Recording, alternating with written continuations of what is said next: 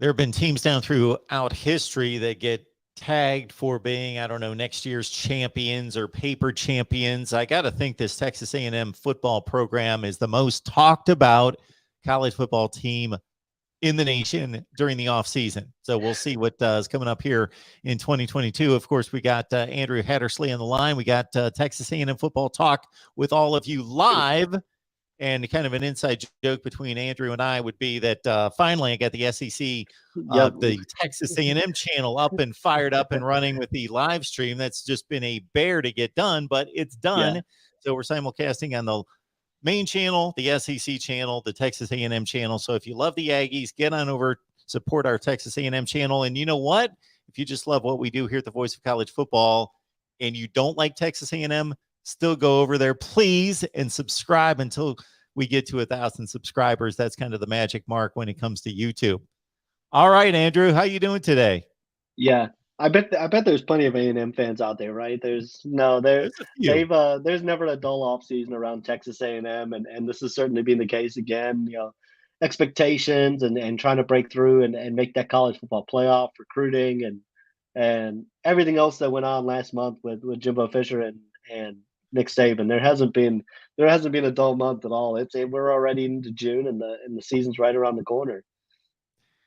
Why don't we start with that? Because what we've got Andrew on here for, first and foremost, is his expertise is he's going to these camps. He's following recruiting like few others. He's all over it. We will get to that in just a second. But of course, the big talk of the offseason, in addition to transfer portal and NIL and expansion and all that business, is obviously this little spat between Nick Saban and Jimbo Fisher prior to the SEC coaches meetings in Destin.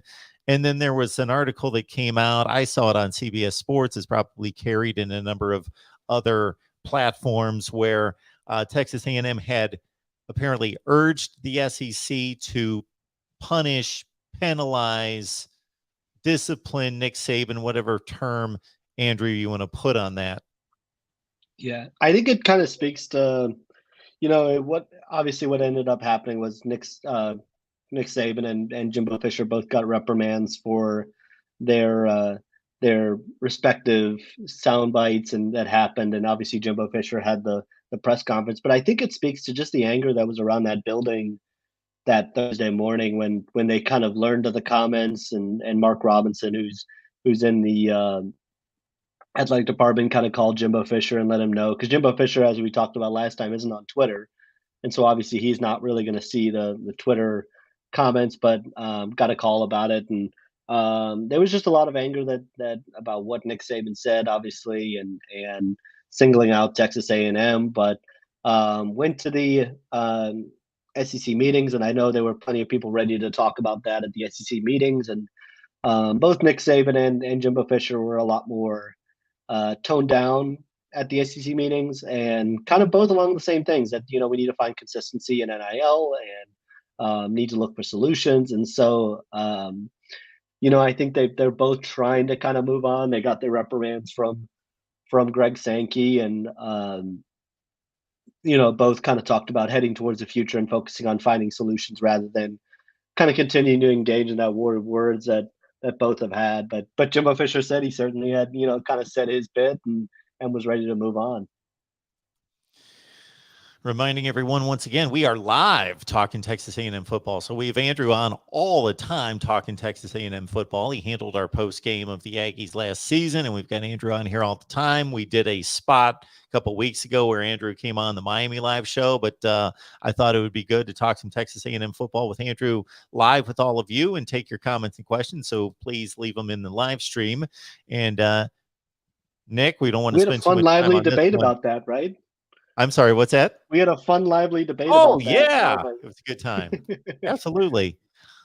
Nick, I appreciate what you're letting us know right there. We won't get into YouTube technicalities and so forth, but we hope that everybody's able to access that. So, Nick, if you can hit me up at markriderstv at Gmail, I would love to know what maybe some issues are with the search to get some of these streams and the notifications. So we want to make this as easy as possible for everyone to, of course, access.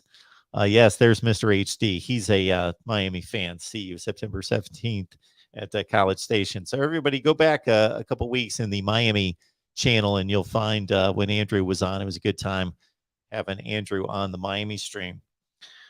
Yeah. Let's get to recruiting.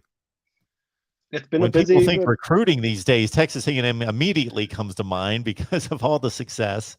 What have you been working on?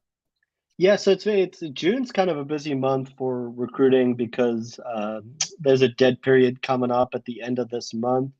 June 26th, take a break for about a month until July 24th, and then there's kind of a random week where again it's kind of a an evaluate or a contact period where players can take visits down to campuses again, and then it's a dead period again until the beginning of the season.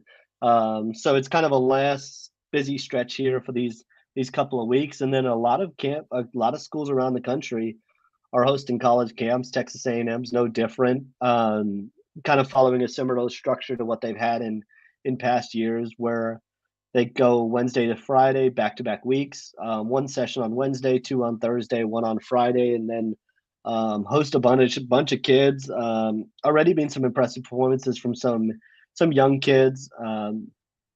From Tory Blaylock is a name that a lot of fans will probably know. Son of an former NFL player. Was kind of the talk of Friday. 2025 running back out of Atascocita, had a phenomenal day, just coming out of the backfield and gave defenders all sorts of problems. Takias Brinkley's another intriguing guy. I think he started out at linebacker and they moved him to edge for the second portion of camp, and he looked great. Being able to put his hand in the dirt a little bit. One kind of comparison that was made was if he couldn't be maybe a Tyree Johnson for A&M fans that remember him. Was pretty good these past couple of years, and so that was kind of the comparison that was made was if he could be could kind of turn into a little bit of Tyree Johnson as a speed guy off the edge. Probably wasn't as many. There was a couple offers each of the 3 days, and so last year, like 5-star after 5-star seemed to show up. The new noteworthy news of the day on Friday as well: Hakeem Williams, a big target for A&M, a national top 50 wide receiver, showed up on Friday for an unofficial visit. Went through a little bit of a workout, and then stayed the weekend. So he was down for the spring game as well. So that's a big one for A&M, and yeah, it was certainly a busy one. And then this weekend they rolled right into camps or right into official visit season. Harris Sewell's a big target that was in town. Jaden Chapman, just touched base with him, and we'll have a story coming on the board later today over on Gig'em 24/7 that really enjoyed his trip. Got to spend some time with Steve Adazio and spent some time with Demetrius Crownover, who's an interesting one. Moved over to offensive line from tight end. He hosted Jaden Chapman for the weekend, and it sounds like things went really well there. And Andy Jean's another guy that they had in town that had a really good weekend, a really good time, and return trip for him as well. And so A&M and Georgia are very much in the mix as well there. Talking up Texas A&M football right here at the Voice of College Football. We got Andrew Hattersley on here. You can catch his work at Gig'em 247 Sports. So it's Gig'em247.com. The baseball team's doing some work too. It's one of the more remarkable stories. Last year, A&M didn't not only saw their postseason streak come to an end, but didn't even make the SEC tournament. Go out and hire Jim Schlossnagle, and what a job he's done. I think it's probably one of the best coaching jobs in America that he's done with this team to not only get them back to the postseason, but they're one of only a couple teams that hasn't lost a game yet in the regionals and super regionals. 5-0 so far. Moved on to Omaha in the College World Series with a pair of victories over Louisville. And Louisville, should I say, as my coworker was giving me business on the other one about pronunciation of that. I just blame it on being South African. I just say my pronunciation is different. And so, it's been a fun time around A&M. To the question of, wonder if baseball has an effect on the football side. I think how could it not, right? Like when you talk to kids, especially having recruiting weekends like they've had the past 2 weekends.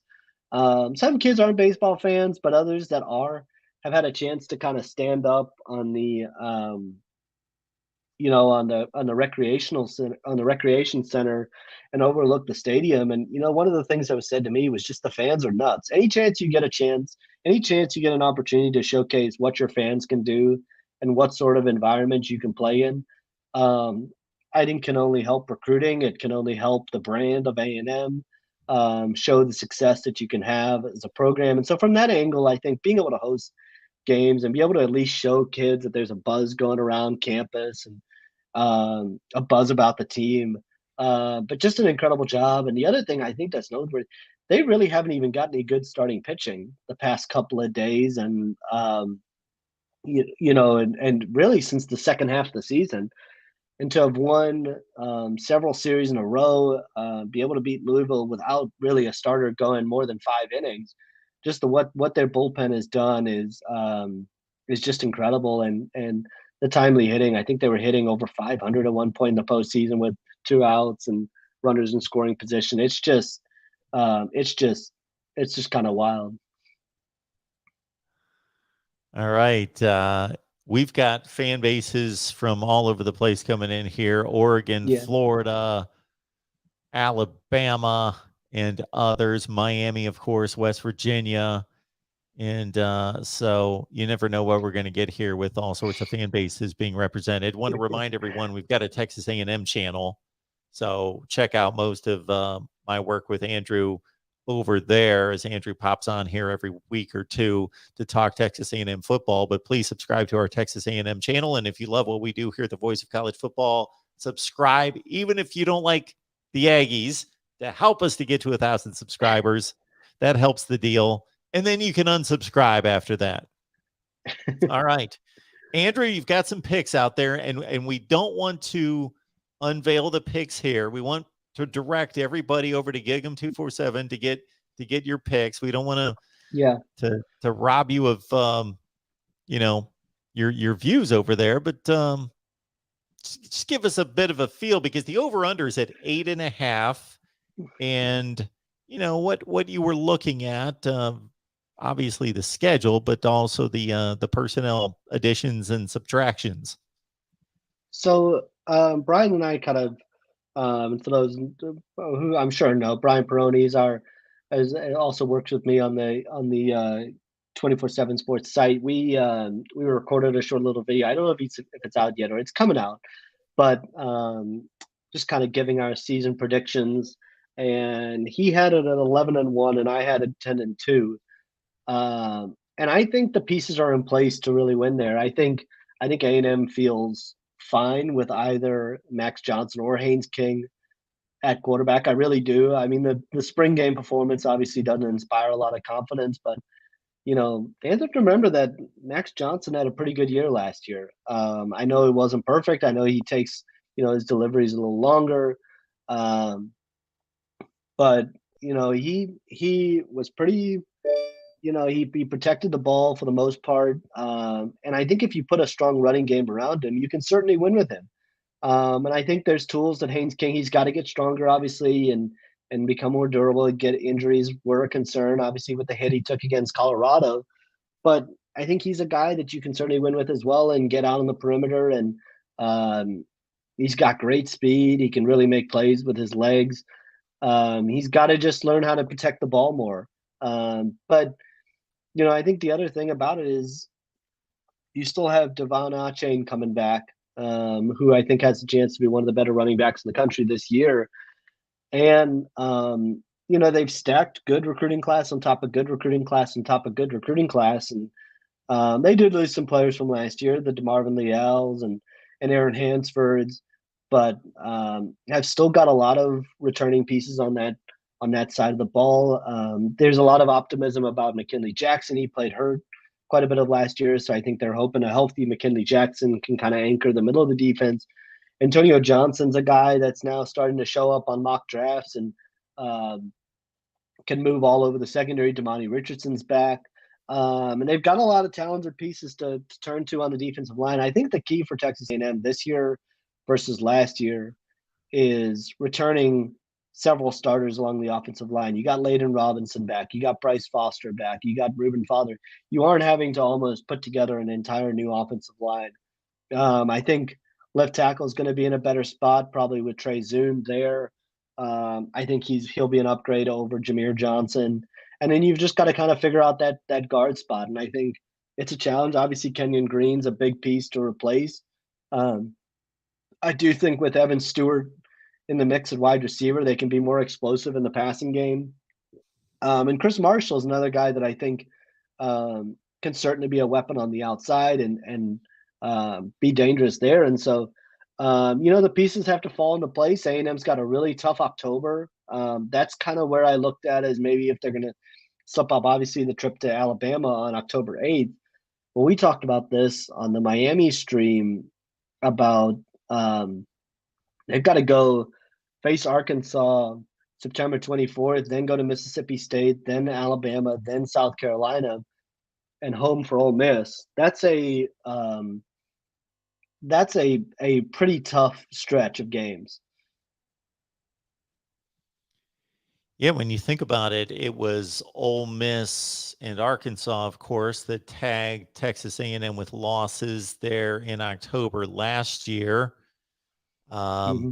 The Mississippi State game came down to what? The last kick of the game, right? Right at the The wire. Mississippi State one, they had a couple turnovers late in the fourth quarter against Mississippi State and Arkansas. The Mississippi State one, they couldn't get a stop on defense. Ole Miss and Arkansas, they had turnovers in the fourth quarter, and LSU, they weren't able to close it out. Late, obviously, gave up the late drive to Max Johnson, actually, who had to throw down the sideline late in the game to score the winning touchdown. But a lot of close games, A&M just didn't finish, and turnovers hurt them. Slow starts at times hurt them. Inconsistency offensively and defensively, and so those were really I think the problems. But they were probably a couple plays here and there from 9-3, 10-2. Folks, check out our Texas A&M channel. Once again, if you love the Aggies, obviously subscribe right there. You get a lot of insight from Andrew in particular over on our Texas A&M channel here at the Voice of College Football. And in addition to that, if you're just supporting what we do in our network of channels, please subscribe. We'd love to get all of them to 1,000. That's a deal where YouTube starts to take you seriously at 1,000 subscribers, starts to put the videos in traffic and so forth. Good question by Joey Foster here, our guy Joey, who's asking about the effect of, this has been the busiest offseason I've ever seen in college football, and this is pretty much what it's going to be going forward for the most part. But that was the one incident that was specific. Everything else is a broad topic, playoff, NIL. This was the one thing that, although it dealt with NIL, were two name brand coaches in this spat back and forth. And can you really tell whether anything's been said by recruits or anything out there where there was any kind of impact? It's interesting because I went to a spring game, and we're also conscious. We don't want to put kids on the record about give us your side, give us your take between Jimbo Fisher and Nick Saban. That's not fair to them. They're still high school kids, and it's a tough spot to put them in. But a lot of kids actually just approached it with a sense of humor. Kind of laughed about it, said it was kind of wild what they had seen from both sides. And maybe laugh it off a little bit. The one thing the feedback I did get on the Jimbo Fisher on the Jimbo Fisher side was the fact that he would stick up for players. From a player's perspective, there were a lot of kids that said, him being able to go out and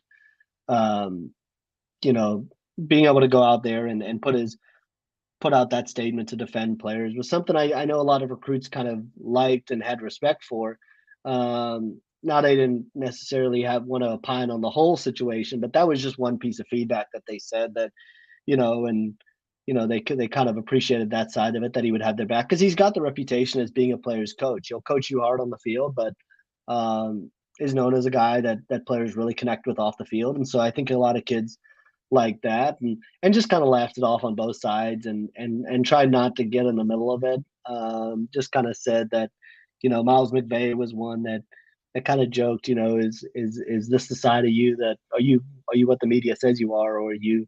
And Jimbo Fisher said, "Well, you got to come see me in person." And he said, "Well, you're not like the media portrays you to be.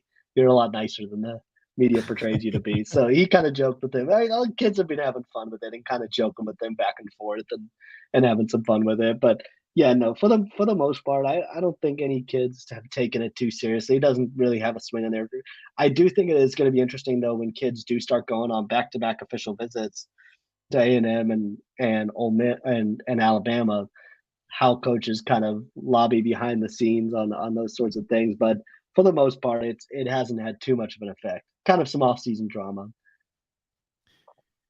Web Um, Security is asking whether you have any type of lean or take on the speculation that the SEC, of course, and Greg Sankey's been very upfront about it, that they worked through a ton of models at the coaches' meetings in Destin, Florida, in regards to possible internal type playoffs and how to deal with that, because the commissioner very upfront about not being too happy about the playoff proposal being um, rejected by the other conferences. Do you have any thoughts about where this is headed?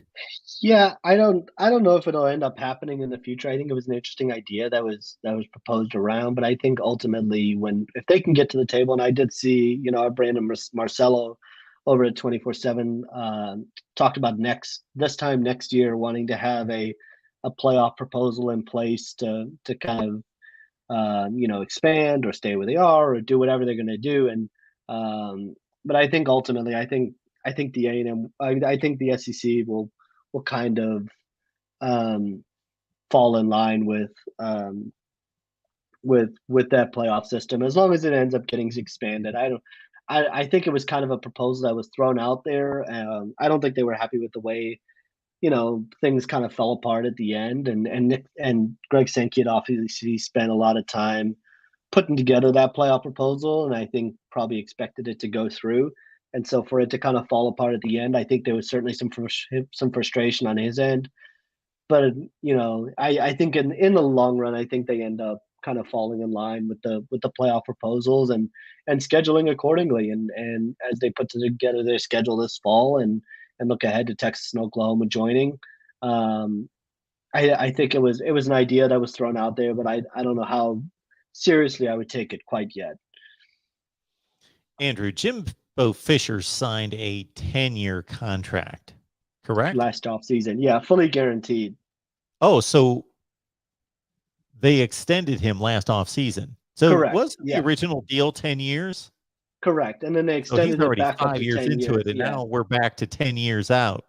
correct. Yeah. So now Okay. 9. So truthfully, I mean, for questions like this, I know David Oni asks how long will A&M keep paying Fisher for mediocre results. He's locked in for the foreseeable future at this point. And so, I think A&M's certainly put their faith in him and their trust that, um, he's going to build off this number one. Obviously, is the pressure going to continue to mount if they don't do something over the next 4 years? Yeah, probably. But I think they really feel like this is the if I think there'd be a lot more pressure if recruiting was falling off or they were struggling on the recruiting trail. And but there's a lot of buzz about Texas A&M right now and where they're kind of going. And what could happen in the next couple of years coming off this number one recruiting class and getting several other big guys on campus. I think for the most part they like the structure that's in place right now. Ross Bjork is happy with where things are going. Obviously, they want to see the results on the field. There's no question about that, and they're paying to compete for championships. And so, I think there's kind of an expectation over the next 4 to 5 years with the recruiting that's gone on the last couple of years that's going to be the case. But I think right now they're pretty happy with where they've been. I think they felt like they should have been in the playoff 2 years ago. So that's something that A&M, administration will bring up. But right now, with the way the recruiting's going, I don't think there's a lot of concern about the future and where A&M is heading. So, Andrew, it was a ridiculous class, of course, in 2022, 29 enrollees. And no particular recruit nor recruiting class should be judged after one season. That's obviously they're freshmen. They're going to have the least amount of impact as freshmen, but still, this group is so talented. Yeah. If there's one guy, and there should be several guys that are going to have an impact. Now, let's not put the bar or the standard too high as freshmen that they're going to go off crazy and be all Americans or anything like that. But if there was one guy that you would be the most confident is going to have the biggest impact out of all these, what, 9 5 stars? Well, Yeah. who would be the guy that you think has the opportunity to make the biggest splash?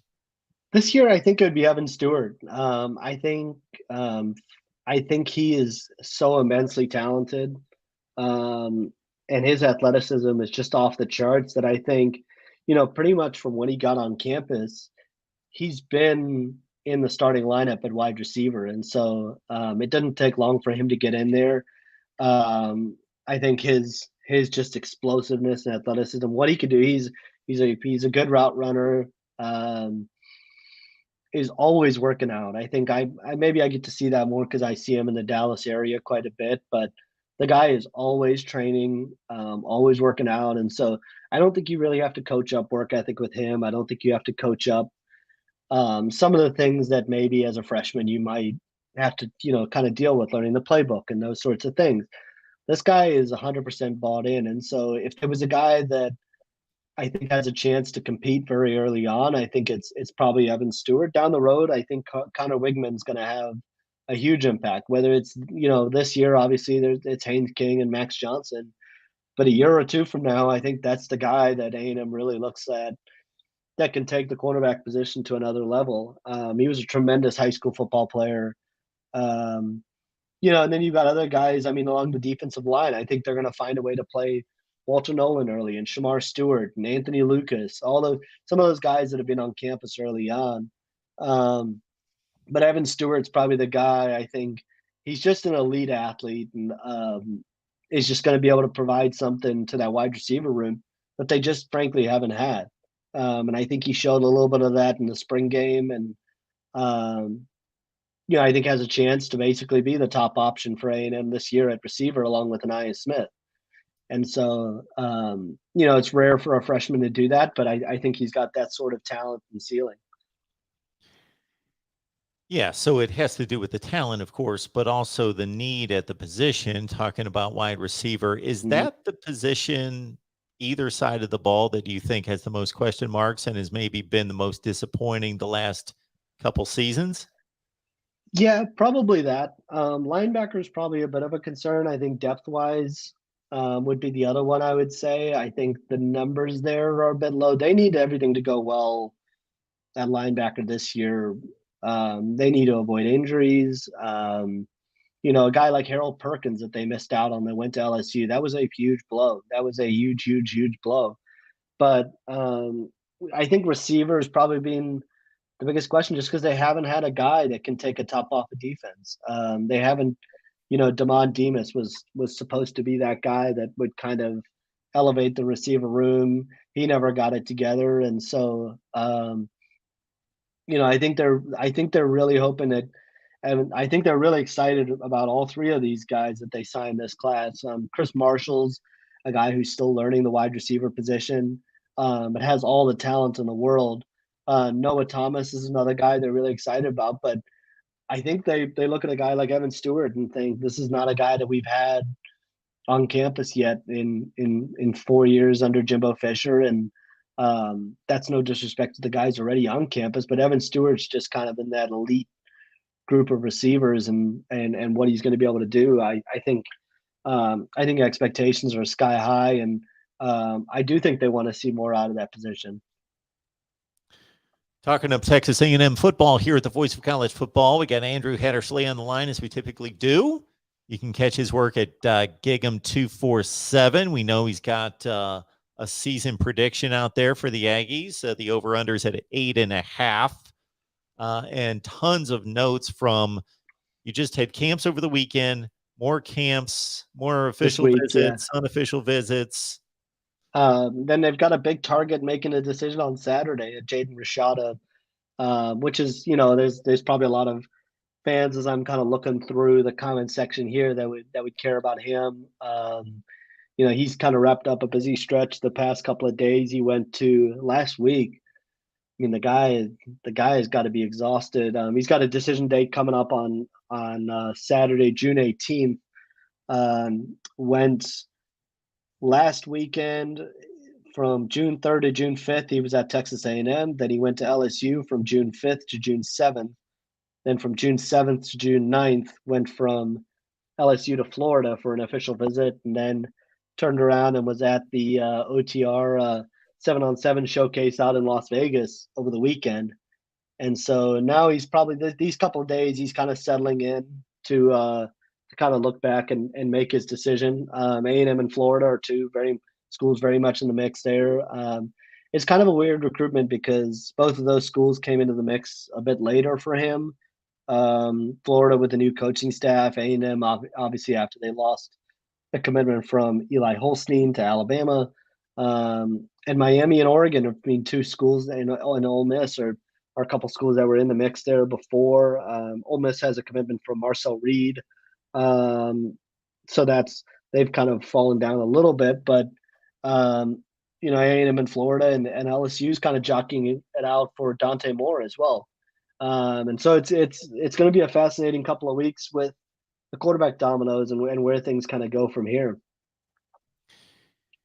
Andrew, for somebody who's never been to Kyle Field, especially at night, I've been to A&M once, but that was for a baseball regional. So I got just a sliver. The place was packed, but it was a baseball stadium, so whatever that seats, with the train in the background, and the site was beautiful, and it was a great scene for college baseball. But to transfer that to football, so I've never seen it in person. For anybody that hasn't, can you give us some kind of there's always a debate over which venue, whether it's Happy Valley or Death Valley or A&M or best venues, and who can really bring it. If you can give us kind of a flavor of what it's like at A&M when it's really rocking.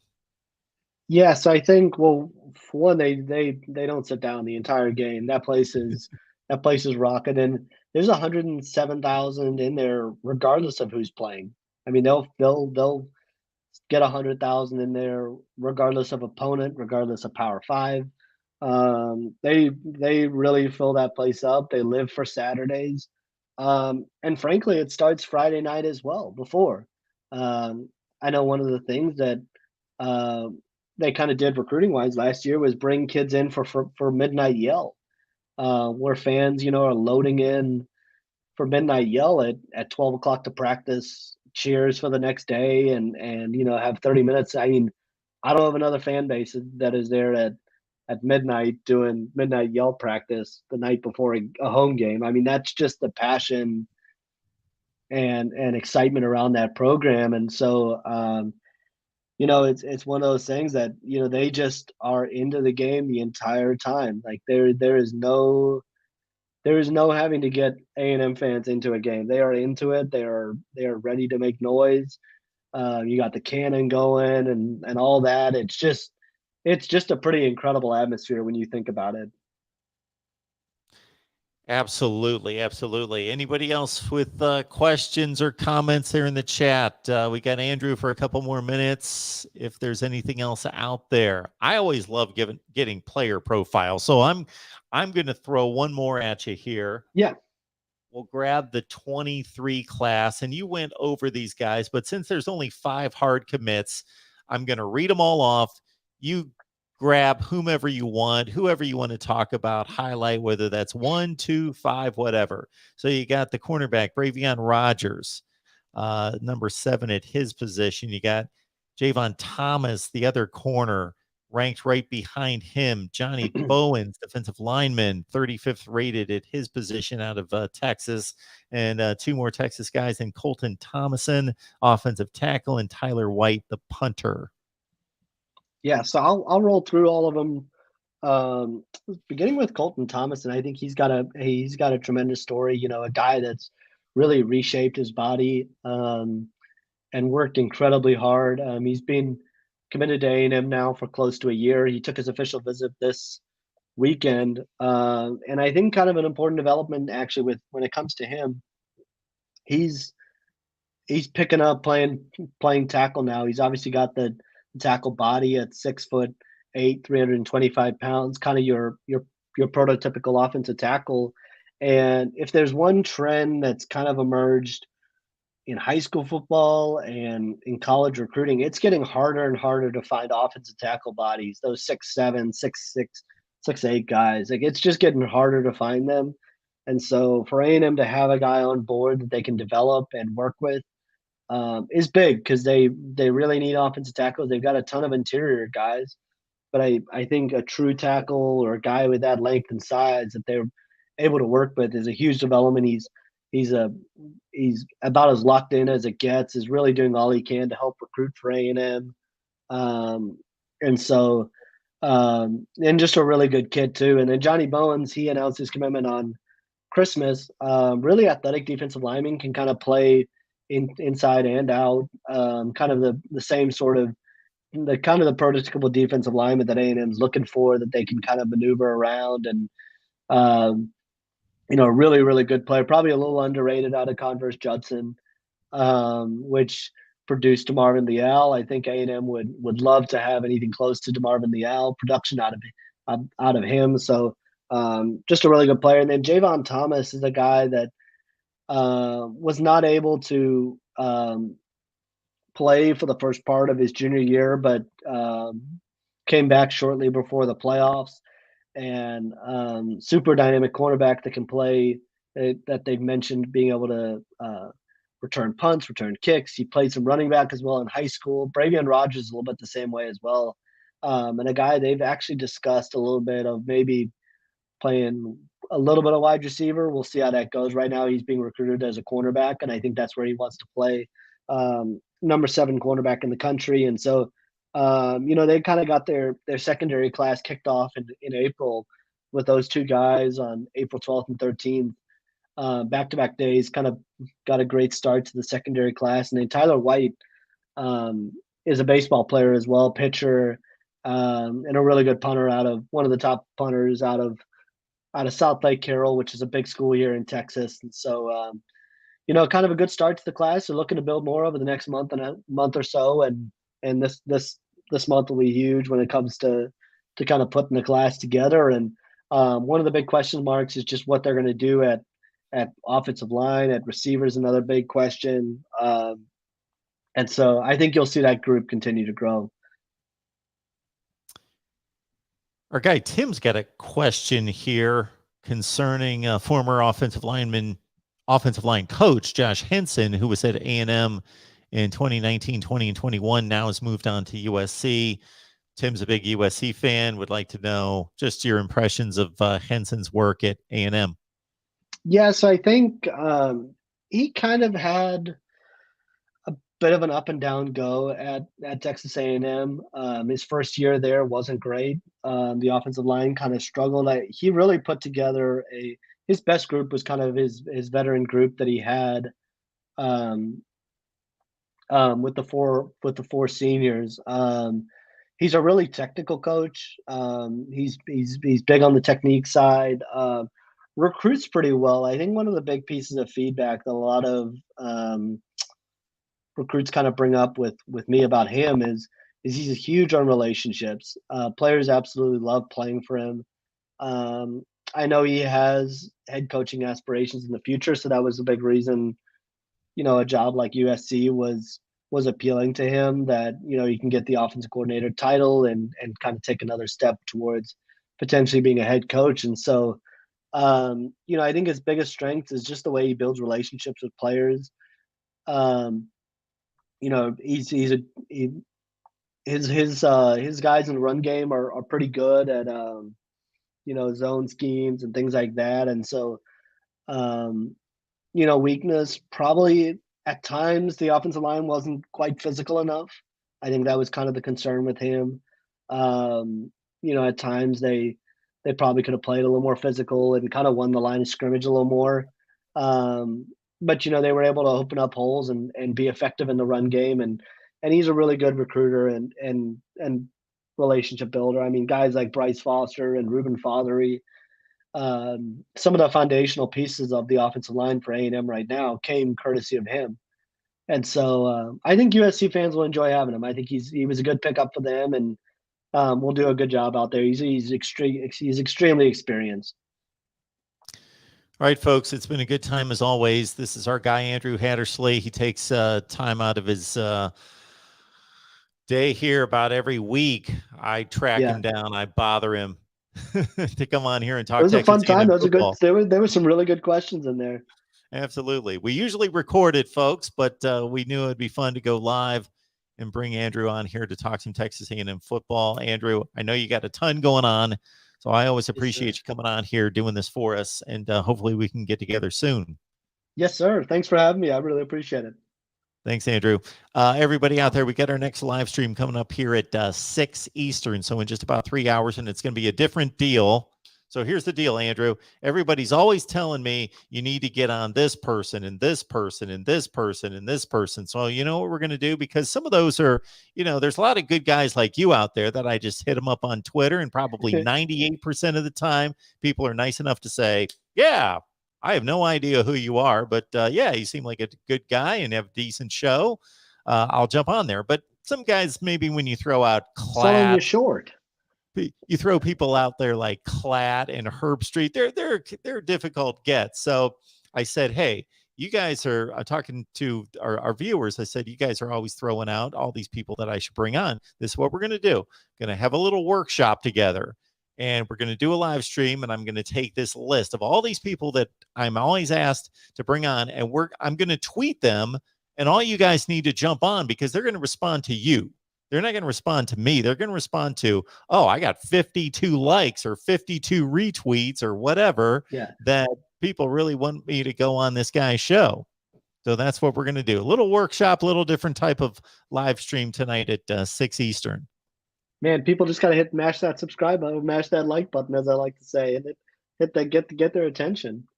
That's it. That's what you got to do. So, Andrew, it's always a good time. I appreciate it.